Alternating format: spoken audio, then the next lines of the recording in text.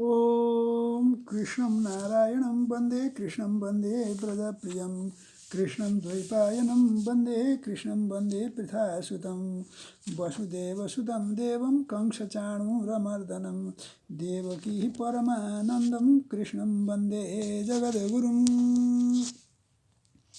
ओम नमो भगवते वासुदेवाय।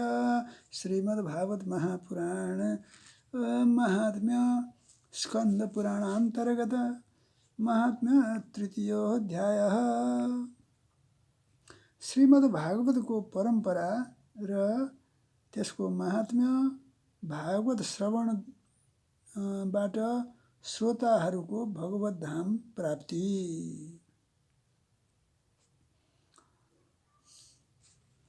अब यो पारायण त पहिले सकिएको छ। अब यसको चाहिँ नि स्कन्द पुराण अन्तर्गत महात्म्यको तेस्रो अध्यायको कथा वस्तु अहिले प्रस्तुत गरिँदैछ।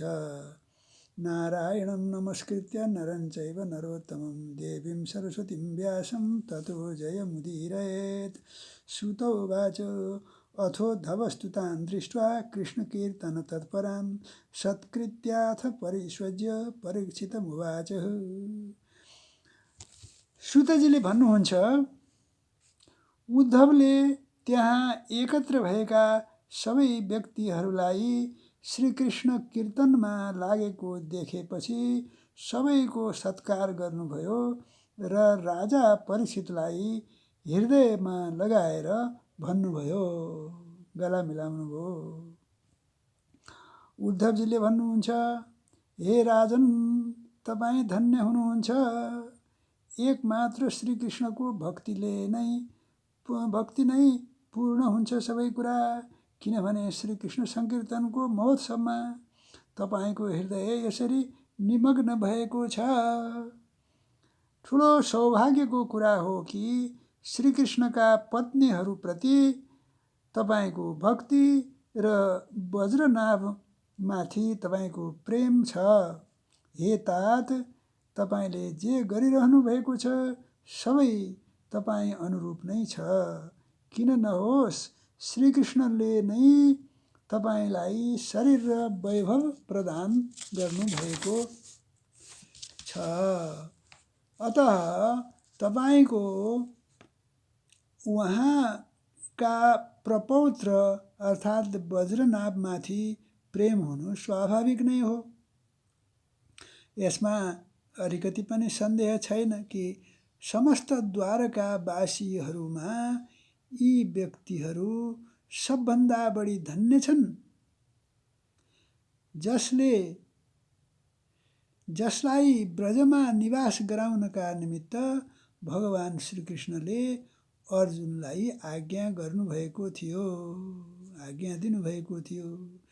श्रीकृष्णको मनरूपी चन्द्रमा राधाको मुखको प्रभारूप चाँदनीद्वारा चाँदनीले युक्त भएर उहाँको लीलाभूमि वृन्दावनलाई आफ्नो किरणहरूले सुशोभित गर्दै यहाँ सदा प्रकाशमान रहन्छन्। त्यो श्रीकृष्णको मनरूपी चन्द्रमा यहाँ सधैँ प्रकाशमान रहन्छन्। श्रीकृष्ण चन्द्र नित्य परिपूर्ण हुनुहुन्छ। प्राकृतिक चन्द्रमाको जस्तै उहाँमा वृद्धि र क्षयरूप विकार हुँदैनन्। उहाँका जुन 16 कलाहरू छन् तिनबाट हजारौं चिन्मय किरणहरू निस्किरहन्छन्। यसद्वारा उहाँका सहस्र भेदहरू हुन्छन्। तिनका सहस्र भेद हुन्छन्, अर्थात् ती किरणका सहस्र भेदहरू हुन्छन्। यी सबै कलाहरूले युक्त नित्य परिपूर्ण श्रीकृष्ण यस ब्रजभूमिमा सदा नै विद्यमान रहनुहुन्छ। यस भूमिमा र उहाँको स्वरूपमा केही पनि अन्तर छैन। त ब्रजमा र भगवान श्रीकृष्णमा केही अन्तर छैन भन्ने कुरो आयो। हे राजन परीक्षित, यसरी विचार गर्दा सबै ब्रजवासीहरू भगवानका अङ्गमा स्थित छन्।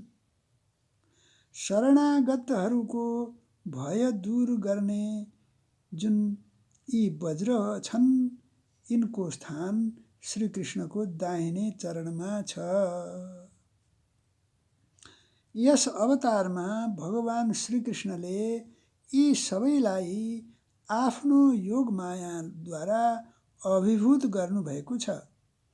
त्यसैको प्रभावले गर्दा यी सबैले आफ्ना स्वरूपलाई भुलेका छन् र यसै कारण सदा दुखी हुन्छन्। यो कुरा निस्सन्देह यस्तै नै हो, यसमा कुनै शङ्का छैन। श्रीकृष्णको प्रकाश प्राप्त नभइकन कसैलाई पनि आफ्नो स्वरूपको बोध हुन सक्दैन। जीवहरूको अन्तःकरणमा जुन श्रीकृष्ण तत्त्वको प्रकाश छ, त्यसमाथि सदा मायाको पर्दा परिरहन्छ। 28औं द्वापरको अन्तमा जब भगवान श्रीकृष्ण स्वयं नै सामने प्रकट भएर आफ्नो मायाको पर्दा उठाउनुहुन्छ, तब त्यस समयमा जीवहरूलाई उहाँको प्रकाश प्राप्त हुन्छ। किन्तु अब त्यो समय त गइसक्यो। त्यसै कारण उहाँको प्रकाशको प्राप्तिका निमित्त अब अर्को उपाय बताइन्छ, सुन्नुहोस्। अब अर्को उपाय के हो त? अर्को उपाय बताइएको छ, सुन्नुहोस्। त्यो के हो? 28औं द्वापरका अतिरिक्त समयमा 28औं द्वापर त छँदैछ, तर त्यस अतिरिक्तको समयमा यदि कसैले श्रीकृष्ण तत्त्वको प्रकाश प्राप्त गर्न चाहन्छ भने उसले श्रीमद् भागवतबाट नै त्यो कुरा प्राप्त गर्न सक्दछ। त्यसैले त भनिएको छ, श्रीमद् भागवताख्योऽयं प्रत्यक्ष कृष्ण एव हि। भगवानका भक्त जहाँ जुन कुनै समयमा श्रीमद् भागवत शास्त्रको कीर्तन र श्रवण गर्दछन्, त्यति बेला त्यस समयमा भगवान श्रीकृष्ण साक्षात रूपले विराजमान हुनुहुन्छ। भागवत लगाइयो भने साक्षात भगवान विराजमान हुनुहुन्छ। भागवत भगवानकै मूर्ति हो, साहित्यिक वाङ्मयी मूर्ति हो। जहाँ श्रीमद् भागवतको एक या आधा श्लोकको नै पाठ हुन्छ, त्यहाँ पनि श्रीकृष्ण आफ्नै प्रियतमा गोपीहरूका साथ विद्यमान रहनुहुन्छ।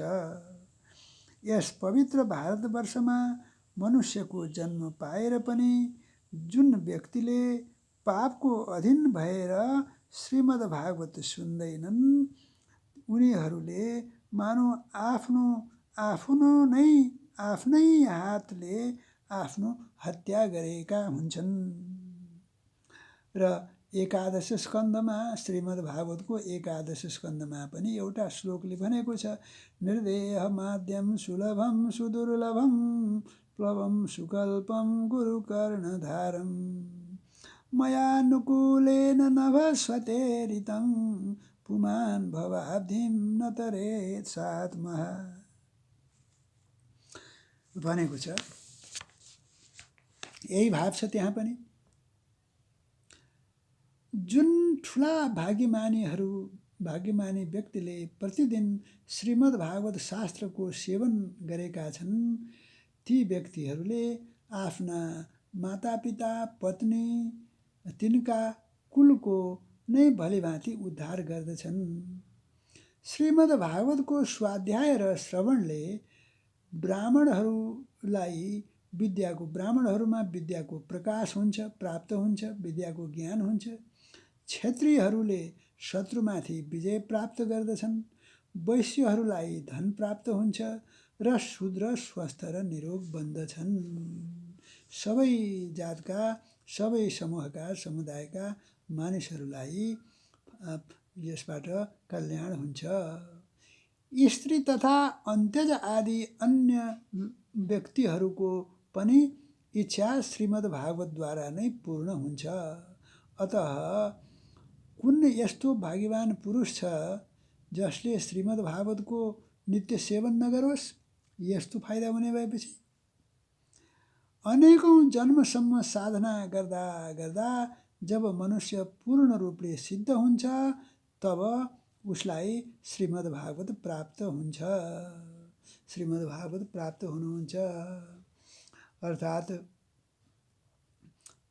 भाग्योदयेन बहुजन्म समर्जितेन भनेर भागवतको महात्म्यमा पनि भनेको छ। अनेकौं जन्मको भाग्यले यो सत्संग प्राप्त हुन्छ, साधुहरूको संगत प्राप्त हुन्छ, त्यसपछि विवेकको उदय हुन्छ भनेको छ। भागवतद्वारा भगवानको प्रकाश मिल्दछ, जसबाट भगवत भक्ति उत्पन्न हुन्छ। पूर्वकालको कुरा हो, सांख्यायनको कृपाले गर्दा श्रीमद् भागवत बृहस्पतिजीलाई मिल्यो, प्राप्त भयो र बृहस्पतिले मलाई दिनुभयो र यसैद्वारा मैले श्रीकृष्णको प्रियतम सखा हुन सकेँ। बृहस्पति मेरा गुरु हुनुहुन्छ, बृहस्पतिले मलाई दिनुभयो। सांख्यायन मुनिको कृपाले बृहस्पतिले भागवत प्राप्त गर्नुभयो, भागवत ज्ञान, र बृहस्पतिजीको कृपाले मैले प्राप्त गरेँ र यसैद्वारा मैले श्रीकृष्णलाई प्रियतम सखा बनाउन सकेको छु। श्रीकृष्णको म प्रियतम सखा हुन सकेको छु। यस्तो कुरा गर्नुभयो उद्धवले। हे राजन परीक्षित, बृहस्पतिले मलाई एक आख्यायिका नै सुनाउनु भएको थियो र त्यसलाई तपाईले सुन्नुहोस्। यस आख्यायिकाद्वारा श्रीमद् भागवत श्रवणको सम्प्रदायको क्रम पनि जान्न सकिन्छ। अब बृहस्पतिले के भन्नुभएको थियो त भन्दा, बृहस्पतिजीले भन्नुभएको थियो, आफ्नो मायाले पुरुष रूप धारण गर्ने भगवान श्रीकृष्णले जब सृष्टिका लागि संकल्प गर्नुभयो तब उहाँको दिव्य विग्रहबाट 3 पुरुष प्रकट भए। यी 3 पुरुष मध्ये रजोगुणको प्रधानताले ब्रह्मा उत्पन्न हुनुभयो, सत्वगुणको प्रधानताले विष्णु उत्पन्न हुनुभयो र तमोगुणको प्रधानताले रुद्र प्रकट हुनुभयो। भगवानले यी तीनैलाई क्रमशः जगतको उत्पत्ति, पालन र संहार गर्ने अधिकार प्रदान गर्नुभयो।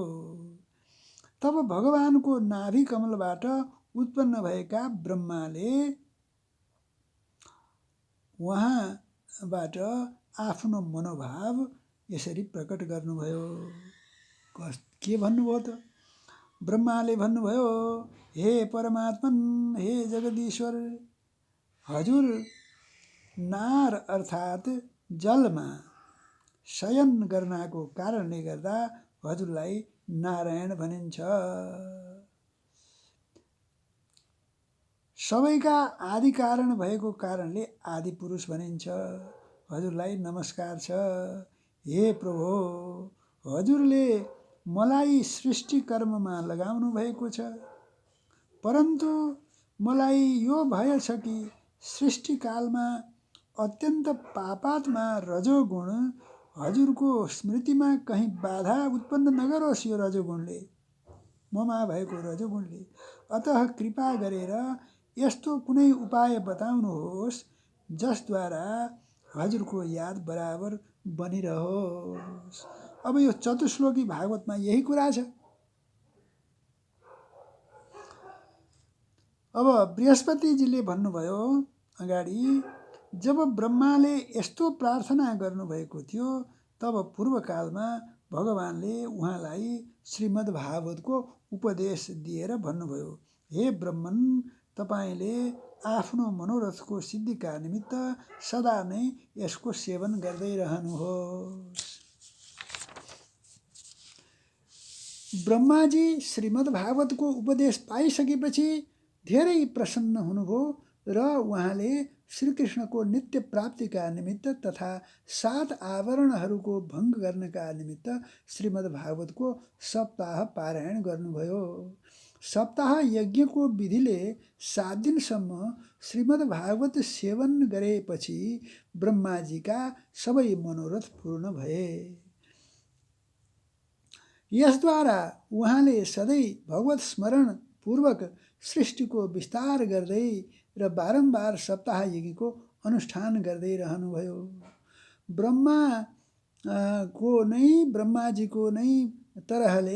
ब्रह्माजीकै तरहले विष्णुले पनि आफ्नो अभिष्ट अर्थको सिद्धिका लागि ती परम पुरुष परमात्माको प्रार्थना गर्नुभयो, किनकि ती पुरुषोत्तमले विष्णुलाई पनि प्रजापालन रूप कर्ममा नियुक्त गर्नुभएको थियो। विष्णुले भन्नुभयो, हे देव, म हजुरको आज्ञा अनुसार कर्म र ज्ञानको उद्देश्यले प्रवृत्ति र निवृत्तिद्वारा यथोचित रूपले प्रजाहरूको पालन गर्नेछु। कालक्रमले जब जब धर्मको हानि हुनेछ तब तब अनेकौं अवतार धारण गरेर पुनः धर्मको स्थापना गर्नेछु। जसले भोगहरूको इच्छा राख्दछन् तिनीहरूलाई अवश्य नै उनीहरूले गरेका यज्ञादि कर्मको फल अर्पण गर्नेछु, तथा जुन मनुष्य संसार बन्धनबाट मुक्त हुन चाहन्छन्, विरक्त छन्, तिनीहरूकै इच्छा अनुसार 5 प्रकारको मुक्ति पनि दिँदै रहनेछु। परन्तु जुन व्यक्तिले मोक्ष पनि चाहँदैन र तिनीहरूको पालन मैले कसरी गर्नेछु त? यो कुरा भने मलाई समझमा आउँदैन। अब कसरी गर्ने होला? यसका अतिरिक्त मैले आफ्नो तथा लक्ष्मीको पनि रक्षा कसरी गरौँला? यसको पनि उपाय मलाई ज्ञान छैन, यो मलाई बताउनुहोस् भनेर यसरी सोध्नुभयो। विष्णुको यो प्रार्थना सुनिसकेपछि आदिपुरुष श्रीकृष्णले उहाँलाई पनि श्रीमद्भागवतको उपदेश गर्नुभयो र भन्नुभयो, तपाईले आफ्नो मनोरथको सिद्धिका लागि यो श्रीमद्भागवत शास्त्रको सदा पाठ गर्नुहोस्। त्यस उपदेशले गर्दा विष्णु भगवानको चित्त प्रसन्न भयो र उहाँले लक्ष्मीका साथ प्रत्येक महिनामा श्रीमद्भागवतको चिन्तन गर्न थाल्नुभयो। यसले गर्दा उहाँले परमार्थको पालन र यथार्थ रूपले संसारको रक्षा गर्नमा समर्थ हुनुभयो। जब भगवान विष्णु स्वयं वक्ता हुनुहुन्छ र लक्ष्मीजी प्रेमपूर्वक कथा श्रवण गर्नुहुन्छ, भागवत श्रवण गर्नुहुन्छ, त्यति बेला प्रत्येकपल्ट भागवत कथाको श्रवण 1 महिनामा नै समाप्त हुन्छ। परन्तु जब लक्ष्मीजी स्वयं वक्ता हुनुहुन्छ र विष्णु श्रोता बनेर सुन्नुहुन्छ, तब भागवत कथाको रसास्वादन 2 महिनासम्म हुन्छ। त्यति बेला कथा बडा सुन्दर, ज्यादै नै रुचिकर हुन्छ लक्ष्मीजी वक्ता हुँदाखेरि। यस्तो विचित्र छ। यसको कारण यो छ कि विष्णु त अधिकारारूढ हुनुहुन्छ, उहाँलाई जगतको पालन गर्ने चिन्ता भइरहन्छ, परन्तु लक्ष्मीजीलाई यो झन्झट छैन, अत उहाँको हृदय निश्चिन्त छ। यसै कारणले गर्दा लक्ष्मीजीको मुखबाट भागवत कथाको रसास्वादन अधिक प्रकाशित हुन्छ। यसपछि रुद्रले पनि, जसलाई भगवानले पहिले संहार कार्यमा लगाउनु भएको थियो, आफ्नो सामर्थ्यको वृद्धिका लागि ती परम पुरुष भगवान श्रीकृष्णसँग प्रार्थना गर्नुभयो, श्रीकृष्णको प्रार्थना गर्नुभयो। रुद्रले भन्नुभयो, मेरे प्रभु देवदेव, ममा नित्य नैमित्तिक र प्राकृत संहारका शक्तिहरू छन्, यी त छन्, परन्तु आत्यन्तिक संहारको शक्ति बिल्कुल छैन। यो मेरा लागि बडो दुःखको कुरा हो। यही कमीको पूर्ति गर्नका लागि म हजुरसँग प्रार्थना गर्दछु। बृहस्पतिले भन्नुहुन्छ, रुद्रको यस्तो प्रार्थना सुनिसकेपछि नारायण भगवानले उहाँलाई पनि श्रीमद्भागवतको उपदेश गर्नुभयो। सदाशिव रुद्रले 1 वर्षमा एक पारायणको क्रमद्वारा भागवत कथाको सेवन गर्नुभयो। 1 वर्षमा एक मात्र पारायण भयो, निकै विस्तृत रूपमा। यसको सेवनले गर्दा उहाँले तमोगुणमाथि विजय प्राप्त गर्नुभयो र आत्यन्तिक संहार अर्थात् मोक्ष, आत्यन्तिक संहार भनेको मोक्ष, मोक्षको शक्ति पनि प्राप्त गर्नुभयो। उद्धवजी अगाडि भन्नुहुन्छ, श्रीमद् भागवतको महात्म्यको सम्बन्धमा यो आख्यायिका मैले आफ्ना गुरु श्री बृहस्पतिजीबाट सुने र उहाँबाट भागवतको उपदेश प्राप्त गरेर उहाँको चरणमा प्रणाम गरेर म ज्यादै नै आनन्दित भएँ। तत्पश्चात भगवान विष्णुको रीति स्वीकार गरेर मैले पनि 1 माससम्म श्रीमद् भागवत कथालाई भलीभाँति रसास्वादन गरेँ। यसै कारणले गर्दा म भगवान श्रीकृष्णको प्रियतम सखा हुन सकेँ। त्यसपछि भगवानले मलाई ब्रजमा आफ्ना प्रियतमा गोपीहरूको सेवामा नियुक्त गर्नुभयो। यद्यपि भगवान आफ्ना लीला परिकरहरूका साथ नित्य विहार गर्दै रहनुहुन्छ, यसै कारण गोपीहरूको श्रीकृष्णसँग कहिले पनि वियोग हुँदैन। तथापि जुन भ्रमले विरह वेदनाको अनुभव गरिरहेका थिए, ती गोपीहरूप्रति भगवानले मेरो मुखबाट भागवतको सन्देश बताउन लगाउनुभयो मलाई। त्यो सन्देशलाई आफ्नो बुद्धि अनुसार ग्रहण गरेर गोपीहरू तुरुन्त नै विरह वेदनाबाट मुक्त भए। मैले भागवतको यस रहस्यलाई सम्झन सकिन, किन्तु मैले उनीहरूको चमत्कार प्रत्यक्ष देखेँ। यसको धेरै समयपछि जब ब्रह्मादि देवता आएर भगवानसँग आफ्नो परमधाममा जाने कुराको प्रार्थना गर्दै उनीहरू गए,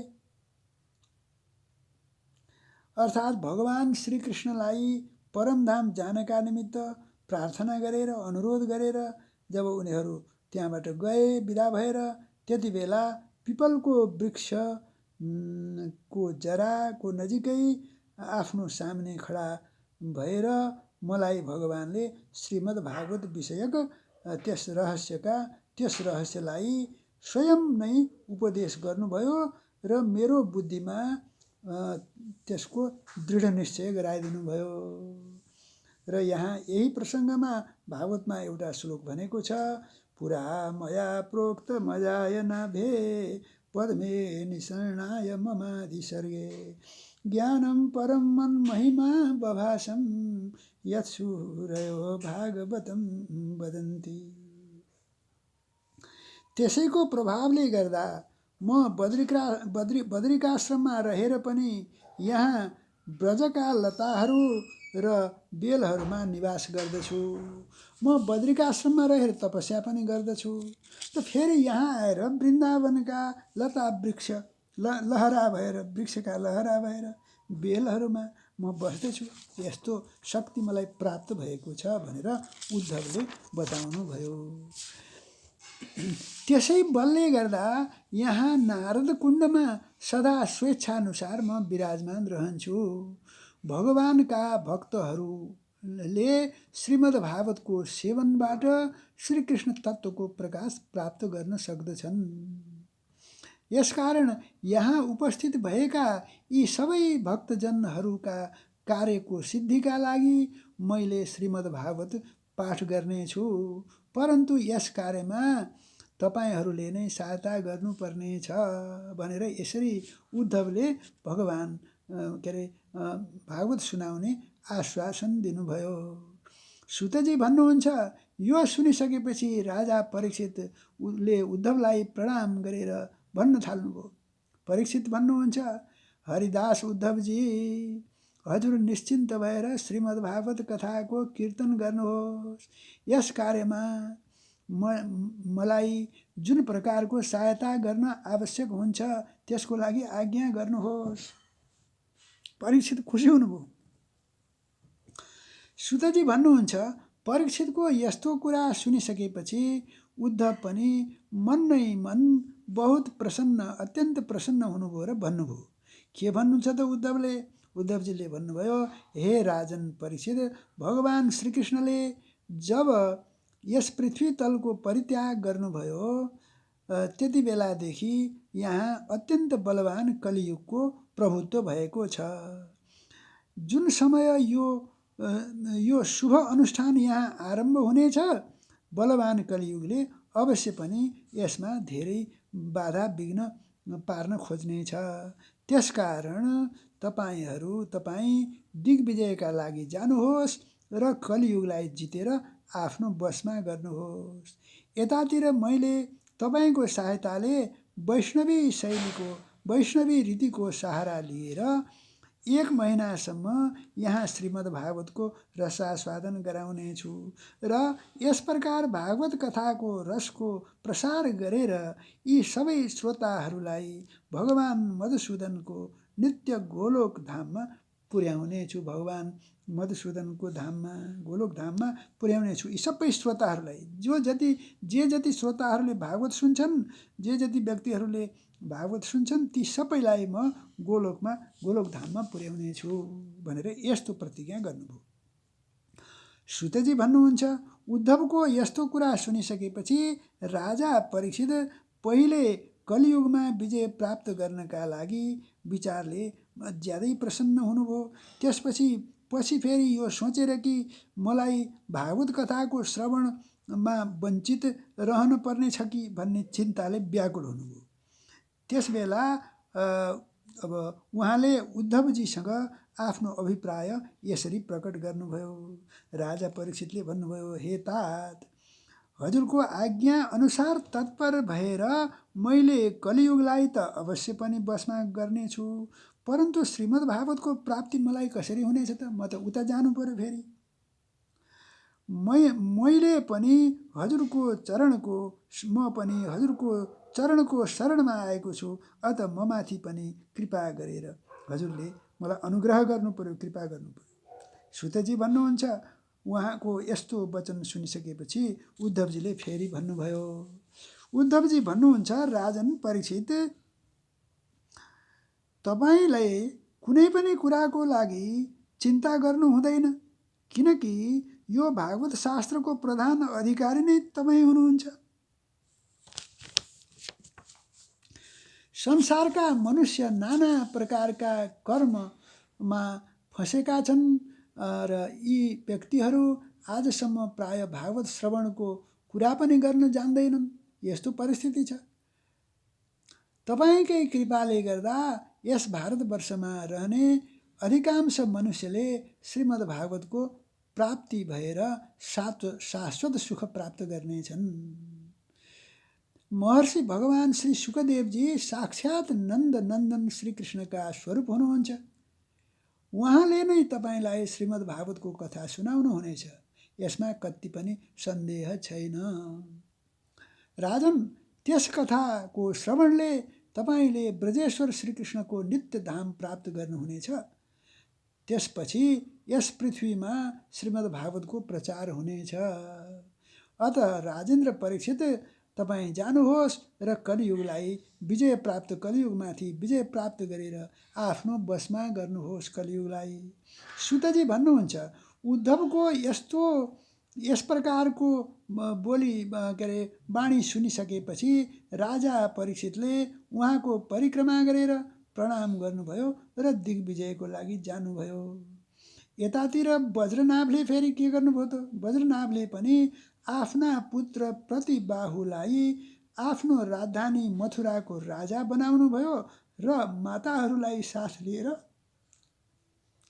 सोही स्थानमा जहाँ उद्धवजी प्रकट हुनुभएको थियो त्यहाँ गएर श्रीमद् भागवत सुन्ने इच्छाले रहन थाल्नुभयो। तदनन्तर उद्धवले वृन्दावनमा गोवर्धन पर्वतको नजिकमा 1 महिनासम्म श्रीमद् भागवत कथाको रसधारा बगाउनुभयो। त्यस रसको आस्वादन गर्ने समयमा प्रेमी श्रोताहरूको दृष्टिमा सबैतर्फ भगवानको सच्चिदानन्दमय लीला प्रकाशित भयो र सर्वत्र श्रीकृष्णचन्द्रको साक्षात्कार हुन थाल्यो। बोलिए श्रीकृष्णचन्द्र भगवान की जय। त्यति बेला सबै श्रोताहरूले आफूलाई भगवानको स्वरूपमा स्थित भएको देखे। वज्रनाभले श्रीकृष्णको दाहिने चरण कमलमा आफूलाई स्थित भएको देखे र श्रीकृष्णको विरह शोकले मुक्त भएर त्यस स्थानमा अत्यन्त सुशोभित हुन थाले।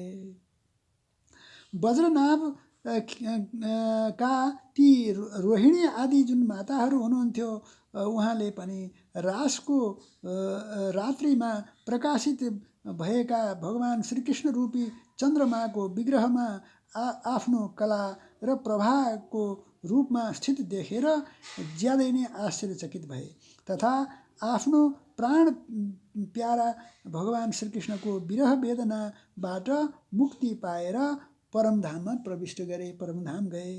यसका अतिरिक्त पनि जो श्रोतागण त्यहाँ उपस्थित थिए उनीहरूले पनि भगवानको नित्य अन्तरङ्ग लीलामा सम्मिलित भएर यस स्थूल व्यावहारिक जगतबाट तत्काल अन्तर्धान भए र ती सबै सदा नै गोवर्धन पर्वतका कुञ्ज र झाडीहरूमा वृन्दावन काम्यवन आदि वनमा तथा उहाँका दिव्य गाईहरूको बीचमा श्रीकृष्णका साथ विचरण गर्दै अनन्त आनन्दको अनुभव गर्दै रहन्छन्।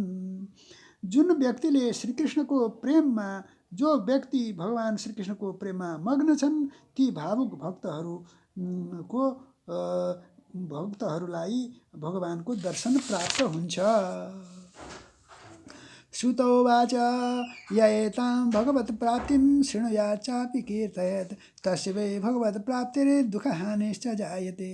श्रुतजी भन्नुहुन्छ अन्तमा जुन व्यक्तिले यस भगवत प्राप्तिको कथा सुन्दछन् र बताउँछन् कहन्छन् उनीहरूलाई भगवान प्राप्त हुनुहुन्छ, भगवान श्रीकृष्णको दर्शन प्राप्त हुन्छ र तिनीहरूको त्यस्ता व्यक्तिहरूको दुःख सदाका लागि अन्त हुन्छ।